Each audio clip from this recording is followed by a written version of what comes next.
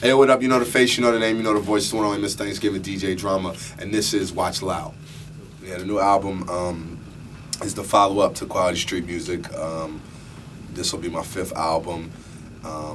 You know, somewhat of a compilation, somewhat of a street album. You know, the best that I can do in taking what I've been so successful within the mixtape world and, you know, put it in album form. So, you know, I'm pretty excited.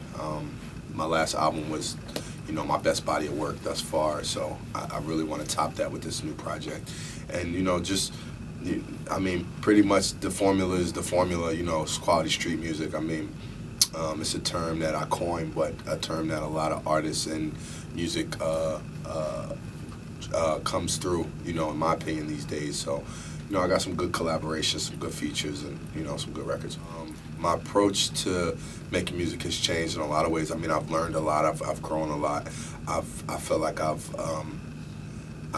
myself and my team, you know, we have a good understanding of how to put records together.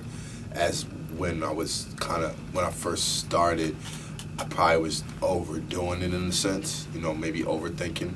You know what I mean? The game has changed in a lot of ways, but, you know, for me, I think the exciting part about, you know, being in my position is, you know, there's so many ways to make records, and, you know, so many a plethora of artists all the time, whether new or, you know, veterans that, you know, I have worked with or I haven't worked with, that, you know, it's fun to make records.